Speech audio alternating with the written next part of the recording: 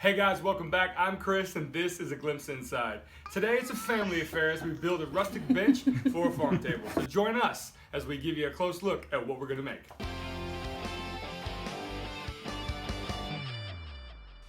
Alright guys, thanks for joining me. Today we're going to make a bench. This bench is going to go with the farm table I made. There's a link to that down below, so check that out when you get a chance. Alright, everything you're going to need to make this bench you can find at your local home center.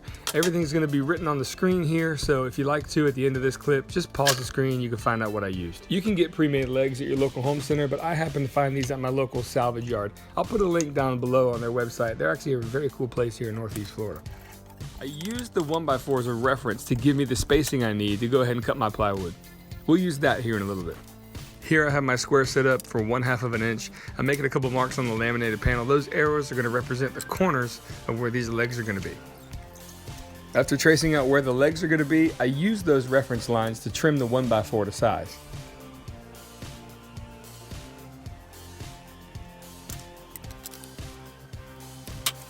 I do the same process on the ends of the bench as well.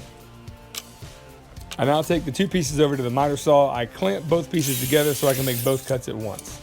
For the small piece, I cut those individually. Now this is the first time I get to actually see the bench taking shape. I like what I'm seeing so far, so I go ahead and mark out for pocket holes.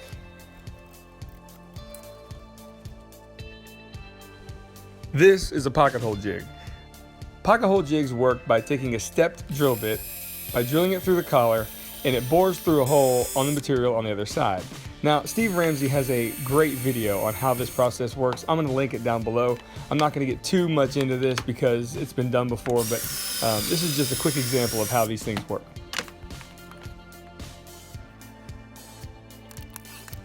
And now I got the jig set up to drill all the holes I need for this bench. I drill the small pieces first, and then the long ones next.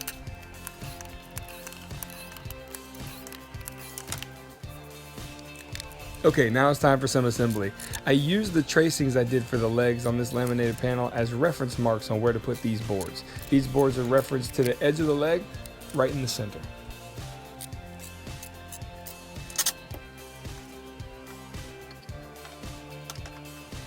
I temporarily put the legs there just to give me a look at what this bench is going to look like in its final form. Okay, let's turn our attention to the plywood pieces we cut earlier. We're going to cut a 5-inch piece, and each of those ends are going to be beveled at a 45-degree angle.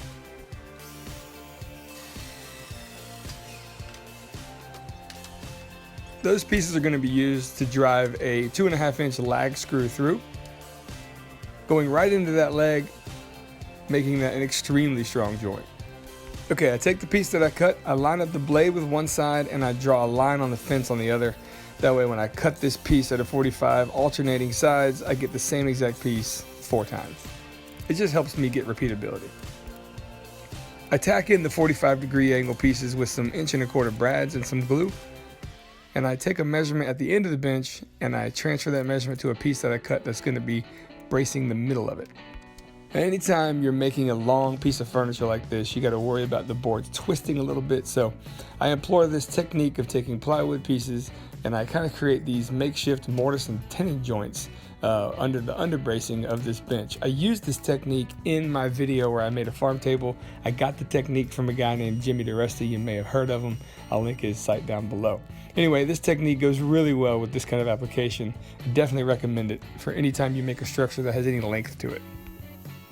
Now it's time to install the legs. I start out by drilling holes in the 45-degree angle pieces. I put the legs up there and then I continue to drill a little bit further into the piece to get a reference line on the leg. Once the legs are marked, I continue on with a smaller drill bit at a 45-degree angle about halfway through the leg. And what that does is it gives me the opportunity to put a very substantial lag screw into the leg, but I don't really have to worry about it splitting because I've pre-drilled the hole. One lag screw is all you need. I promise this is a super strong joint. Definitely recommend it anytime you put legs on furniture. Well, now that the bench is completely put together, I got to test it. So what do you do on a bench? I guess you sit on it, you know, maybe you have something to drink on it. That's nice. Maybe you look for a receipt because, you know, last time you bought diapers, your daughter was in a size 3 and she's growing so fast that she's in a size 4. They don't fit. Maybe you fly a drone around the shop, who knows? You got to figure out what to do. Anyway, moving on. Now it's time to rip the 1x3s into 1 1/4 inch pieces. This is kind of an aesthetic trick, giving the bench a little bit beefier look to it. What we do is I miter the corners of these pieces and I kind of frame out the bottom edge of the bench, giving the bench kind of a thicker look to it, as if the whole thing was made from a thick piece of stock. Well, you can see we're making it a family affair tonight. My 9-year-old decided to join me out here this evening. Anytime is great time, especially in the shop, especially when you can make it a family affair. Anyway, back to the project. I installed these pieces on the edge of the bench using 1 1/4 brads, using some squeeze clamps to hold it in place while I do so. Again, this framing technique is, I like the miter look. Typically it hides the edges of the wood. Coming together real nice.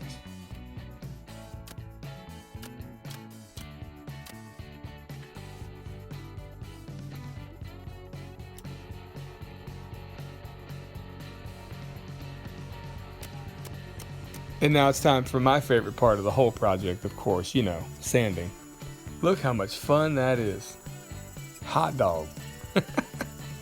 Anyway, after I get done sanding a little bit, I go ahead and chamfer the edge of the bench with a 45-degree angle.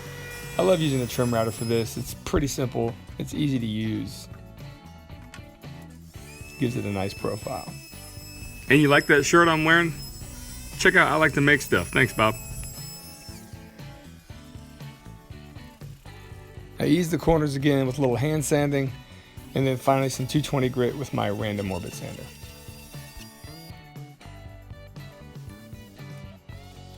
Now, to not make a mess here, or at least to keep my bench protected, I used some craft paper along with some painting triangles to go ahead and put some stain on this thing.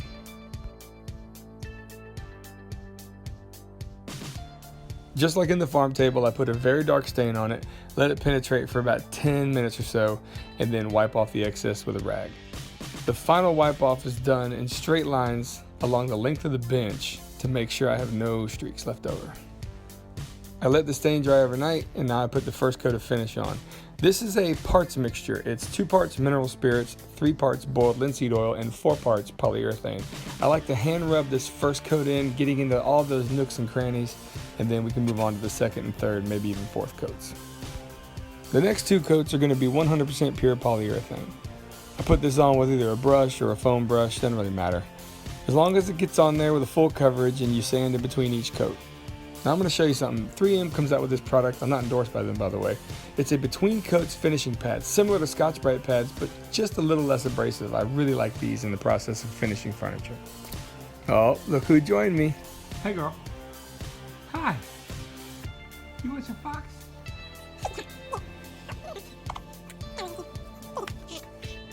Come here. Mwah.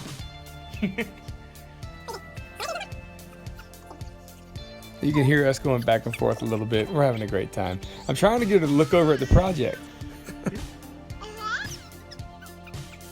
So she finally looks over at it, and look at that. Gives me the big thumbs up. Thanks, baby. Okay, after sanding that second coat down, I go ahead and apply the third coat. And I decide while this third coat is drying, I might as well go ahead and start painting the legs. So I paint the undercarriage of this whole thing with some regular old white paint. Nothing fancy, just straight latex paint. Once those 2 coats of paint dry, I put one of those sanding pads I showed you earlier underneath the random orbit sander and give it its final sanding. For the final coat of polyurethane, I hand rub it on there. It's a 2-part mixture, half and half, polyurethane and mineral spirits. Once that's on there, flooded the surface, I go ahead and tip it with a fine bristle brush, eliminating any air bubbles or any imperfections in the surface. Well, here comes the real artist of the family, my lovely wife. Appreciate her helping me with this. She does such a good job at distressing furniture.